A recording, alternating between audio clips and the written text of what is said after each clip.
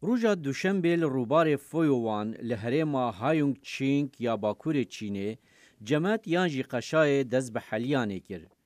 گرین جمعه بروبار دا تین خوار. هر سال گلک توریست تایبج بو دیارده اشکستنا جمعه و حلیانا بفره قصد اثر روبار فویوان دکن. از دوی هاتمه ویره لروبار هش یه جمدی بو. ایرو بریا چتین یا گروپا ما مزانی کو جمد یادشکتو و بروباری دا تیتا خوار. ایجاز هاتم داله بنیرم. هین ویدیو اینه جهوالن گروپا خوارا بشینم. داکو خلک الهره من دیجی ببینین کانه چاوان جمدا روبار فویوان دا تیتا خوار. تشتکی گلک جهاتی عجیبیه. د دیروکه د هات تومار کرن کو جمدا روبار فویوان روژا 22 نیسان دز به حلیانه دیگه.